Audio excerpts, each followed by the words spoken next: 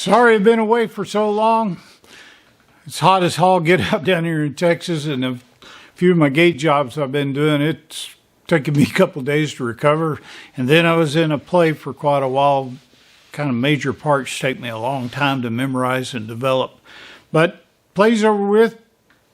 It's cooler in here, so I've been doing some stuff. As you can notice, the old Bridgeport mill bed is still on the planer. Still got to do this side over here. I did do something useful. I fixed the planer where Don can't lean up against it anymore.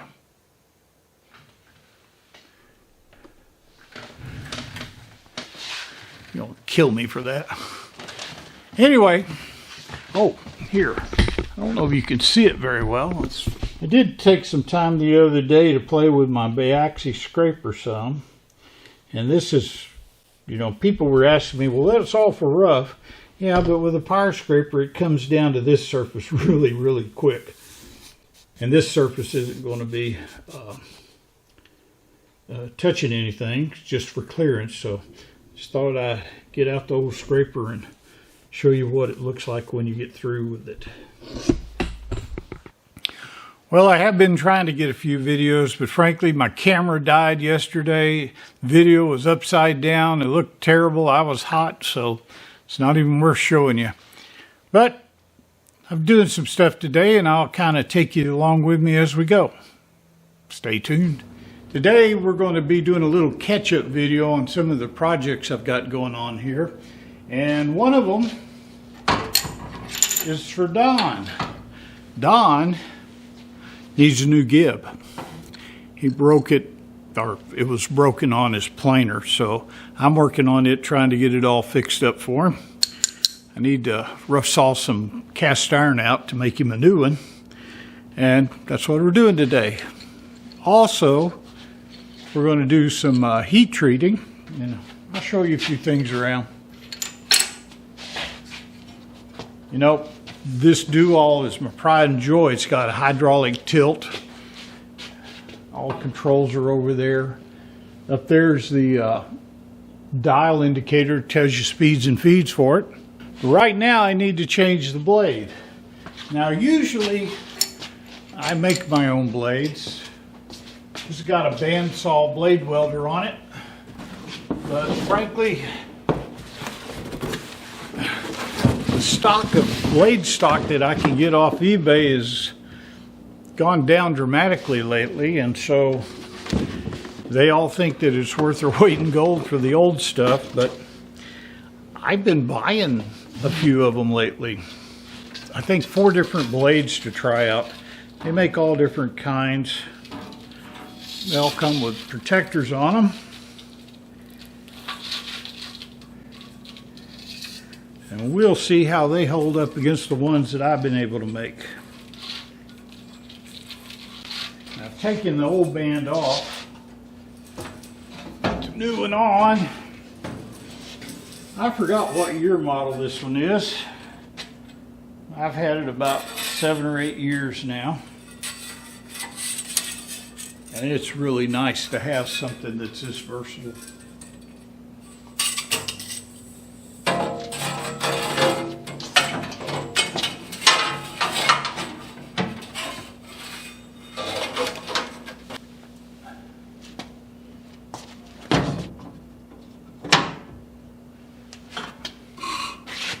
Once you get the blade on and situated, you use this mechanism to tighten it up. And over here is a dial indicator that tells me how much tension's on the blade.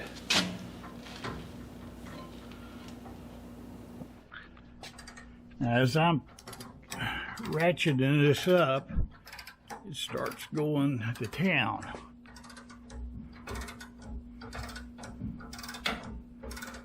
I said as I'm doing this, it starts going to town. Ah. Now what I have is a 1-inch blade. You can see up here 3/8, ½ inch, and then 3/4 starts here, and then 1 inch starts here. So we have to make that go down to 45.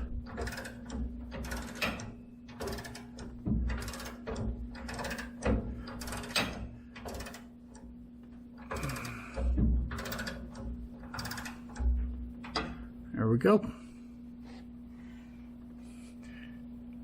I've got it set on cast iron, and now I need to get it to 125 on the speed indicator.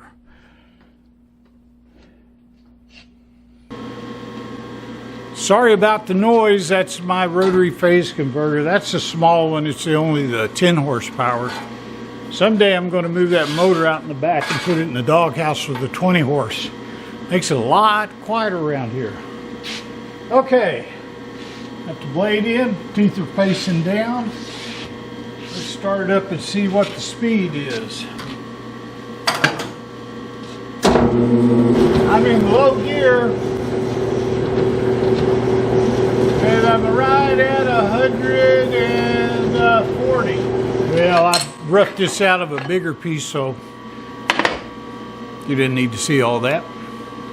What I'm going to do is take in, hopefully like resawing wood, I'm going to split this down through the middle, save a lot of milling.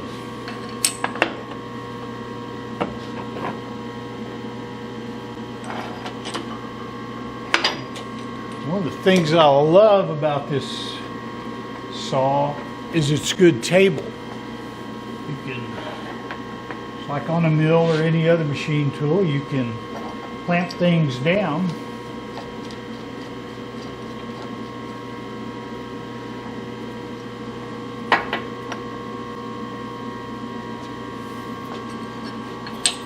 Using regular mill clamps.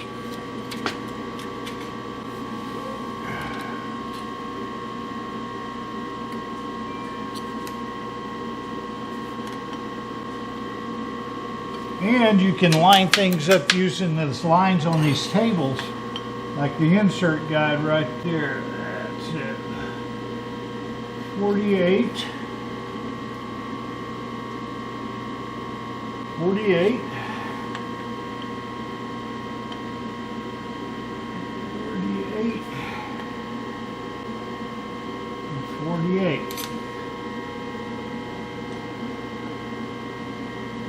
Now, once this thing starts cutting, I'll have to move this clamp here over there.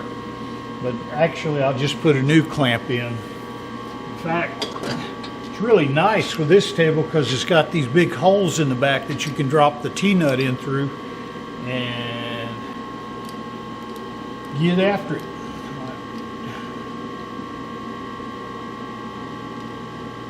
I'm going to get this one ready. Okay.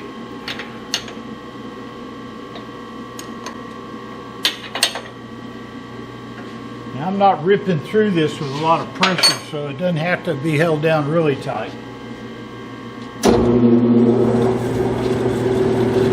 Speed, putting it in gear.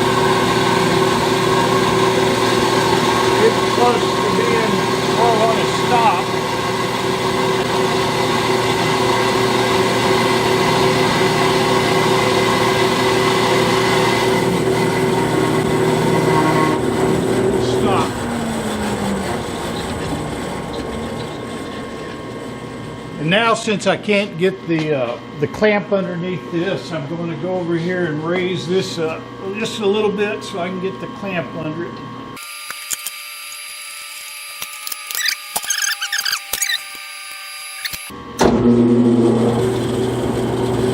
Back into gear.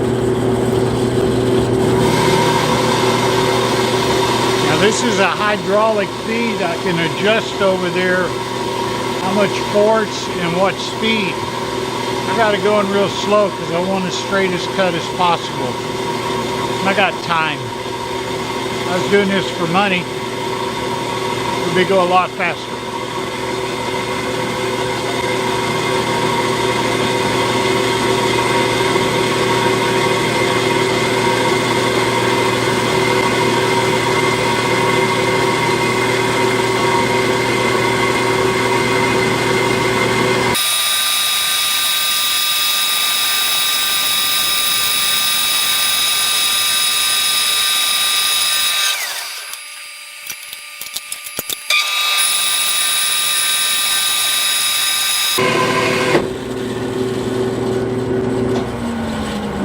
Just like that.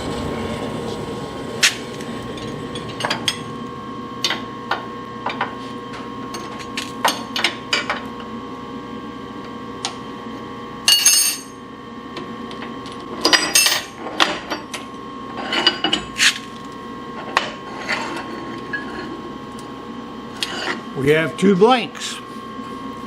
Now this one's a little long, so I'm going to, while I got this all set up, I'm going to rough cut it to length. Luckily we have both pieces.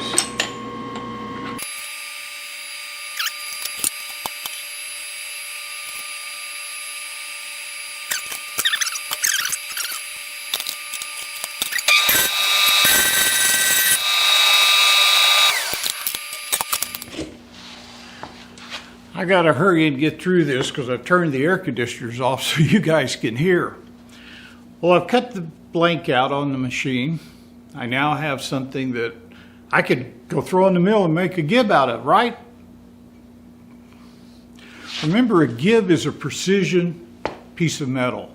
It's designed to be perfect so that you don't have a tight table on one end and a loose table on the other end. You need to make it perfect. Well, this piece of Durabar G2 has been sawn and cast and sawn again, and now I've sawn it again down to a thin cross-section of what it once was. During all of that, I've released tension. And now I need to take as much of that out as I can. And I say much of that out is, I can't test this. All I can go by is observation. Once I heat treat it, and then go and mill it, and then observe what it does, because it may look like a potato chip. But that's my purpose in heat stress relieving, to get this material as stable as I can. And I do that using my even heat. It's about a $3,000 machine. I don't know what they are today, but it has a computer-controlled program to control the heat inside. Now, this is where my kind of rant comes in. Over the years, I get stuff in here that people have say has been stress relieved. And I ask, how do you know it's been stress relieved? And was it done correctly? Well, I don't know. Billy Bob told me it was working fine and that it was great, and he does it all the time. Well, Billy Bob and I are in the same boat. We don't have big test labs running around. We have to go on what others have told us. So whenever I get a straight edge in here, and that's mainly what I do, I stress relieve it first. It takes 12 hours. It goes through my oven here, and I run a special program that I researched and figured out, and then over the years have proven it by my results. This is an even heat, It's got a chamber in here that's 4 foot long, a little over 4 foot, so I can get a 4 foot straight edge in. And it does very well. How did I come up with my numbers? Well, I've seen everything in the world from, well, you need to do it at 600 degrees for this many hours, and then cool it, then do it again at 600. Well, we do ours at 1300 degrees and all this. I don't know. So I went and instead of reinventing the wheel, searched for answers.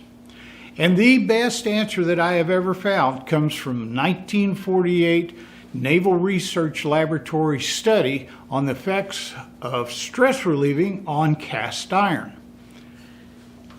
Back in 1948, they took all of the things that people said about stress relieving and tested them. They built a special stress relief rig. They would then cut discs after they had been tested with that program and measure the residual stress. Remember, residual stress. Residual stress means that some of the stress was relieved, but not completely. And all of the methods that they found that were talked about, like leaving them out in the field for 10 years, that was the worst results possible. Leaving them indoor for aging, just as bad. So all the hoopla back then when they said, we leave our castings out in the field for 10 years and naturally age with heat and cold cycles, well, it didn't do much good.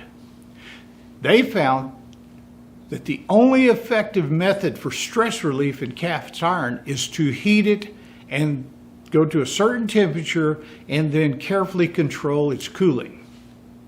That gets you the best stress relief, not 50%. And they have been different numbers of temperatures that you need to do over the years. I've seen in this study where it was down to 300 degrees, 600 degrees, 1300 degrees. I do it one way, and that was the recommended best way to reduce stress in that study. I take and program my oven to come up to a high heat as fast as it can to get it up to 1050 degrees.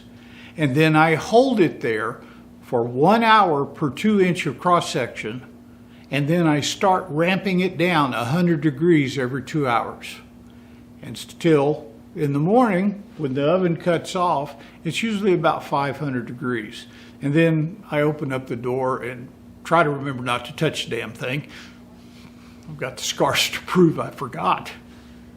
Anyway, when I open it up and let it cool down the rest of the way, then I put it on a mill or the planer and do the initial rough planing.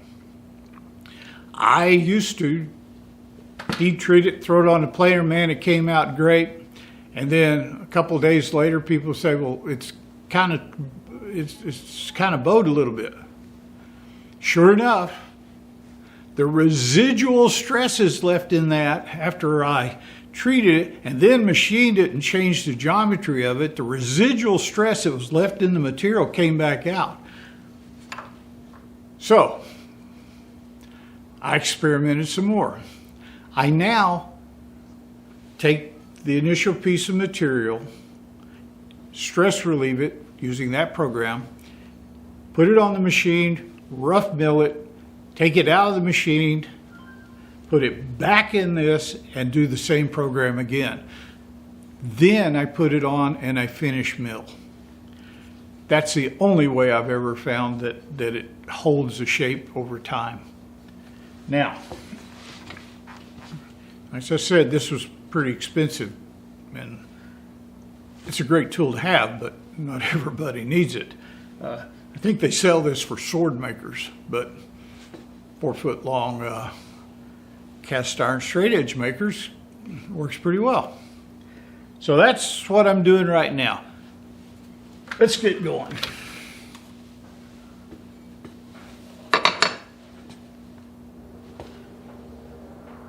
No, I'm not that dumb. I'm not going to spend all the electricity and run this thing just for this little thing. Let me go get you the other part that we're going to make. Load it up. A little close-up of inside the, well, you can go around to the other side and take it open so you can pull things through if you need to.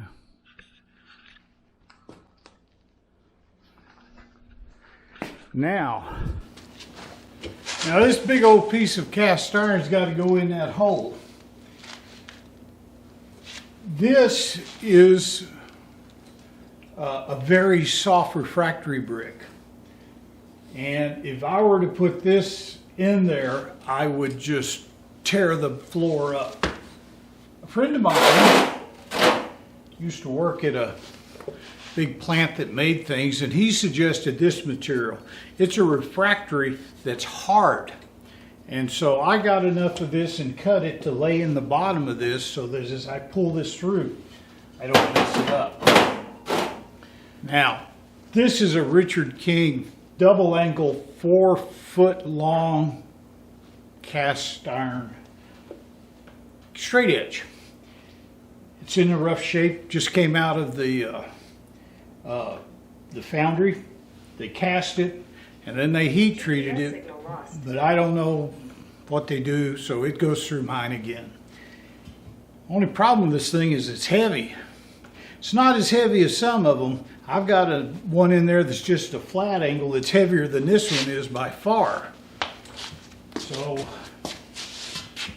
hopefully I can do this without breaking my back. Where's Don when you need him? Oh.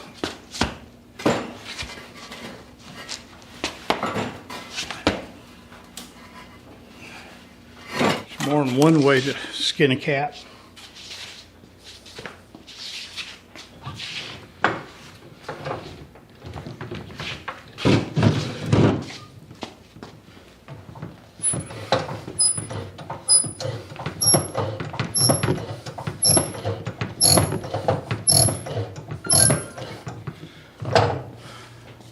Want to see what's in the box? That's what's in the box.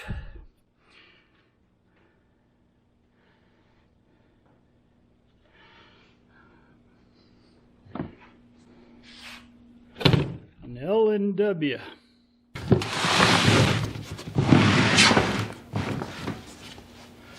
Now,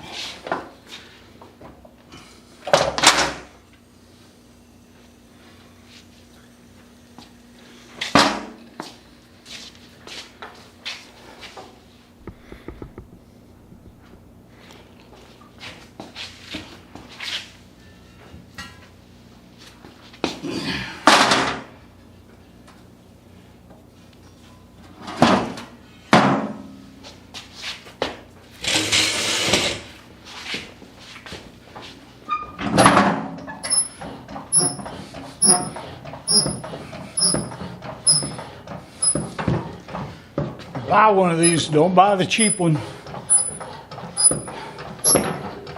Buy the one that goes up real high in the air. You never know.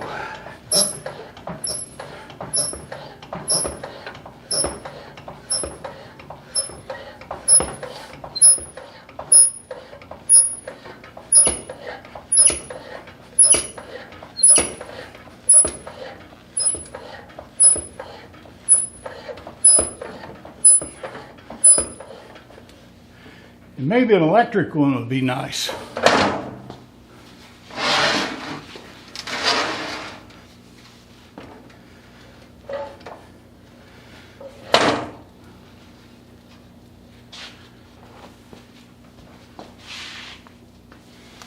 GPS signal lost.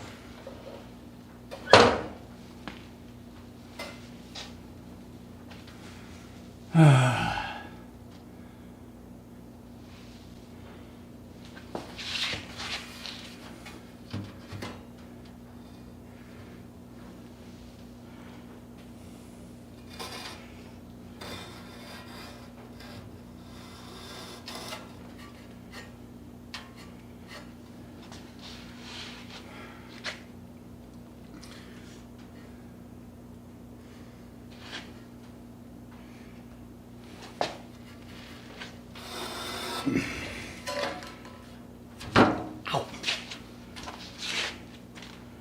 I've done plenty of 3-footers in here.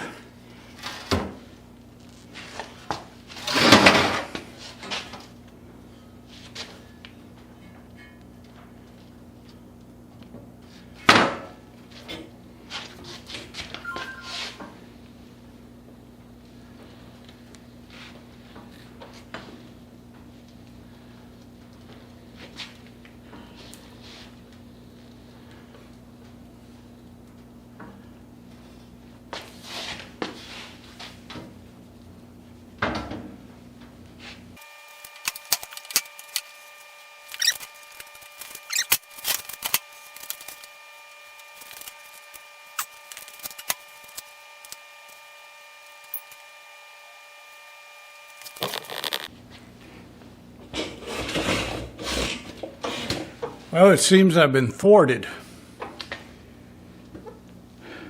Now I have two choices. One is to go in there and create clearance in the side of that brick for this part here to go in. And I might have to do that. The other choice is to go ahead and rough mill this first. Rough plane it, because as you see here on this end, it's got a little nub right here. Well, basically they take and use the same pattern for a flat one, which only comes to here, and then they add this piece onto it, and then I'm supposed to take and plane all that off and plane all this off, and this will reduce the thickness of it some. So that's probably what I'm going to do first. I could always get some more brick and make a bigger one. But if this will work, that's what we're going to do. Can't believe it doesn't fit. I don't know what is going on lately. The last couple things I've tried to film for you. Yesterday I had something, camera was all wonky. I'm trying. Well, seeing as how it's not fitting right now, I'm going to show you the study that I used to make my program. And then I'll put this thing on the planer and we'll get it rough and we'll try it again. I had to move in here where it was cooler. It's hot in the other part of the shop when I have the air conditioner off. This is my temperature controlled room where it stays 72 all the time. I should sleep in here. Anyway, I wanted to show you more about that Naval study that I've been using for my heat treat. This was get the right mouse here. Stress relief of gray cast iron. It was June 9th of 1948. And Mr. R.W. Tindella, head of metal casting section, and Dr. O.T. Marza, superintendent of the metallurgy division. Naval Research Laboratory. Now these guys had money, time, effort, and needed a job, so they did a study on cast iron. And I found this, and I'm going to put a link to it so you can read it too. And it tells about all the different experiments that they did. What they found to be good, bad, no effect at all. It's about 37, 40 pages, somewhere in there. And they showed all the different stress removal, of 0 down to 100%. And as you notice, most of these things never even got down to 100%.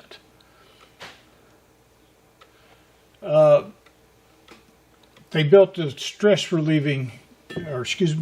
a relaxation testing monitor or machine, and they would cut up these discs. I'll let you read about it. Heck, it's kind of interesting. And they go through all the things that they did to test, and then they kind of went through down in the bottom as a summary. Now, to save you some time, I'm going to read through the highlights and what I gleaned from this study. Stress relieving by other methods. Many founders claim to have stress-relieved castings by aging them outside for a period ranging from 6 months to a year. Several tests were made. They found it was totally ineffective. Here's the aging time: 1 day, 3 months, 1.5 years. Stress relieved was 0.0088 inches at 1 day and 0.0089 inches at the end of a year and a half. So it doesn't do it. Indoor aging didn't do it either. Now, I told you before that I use 1050 degrees Fahrenheit. And I got that from this study.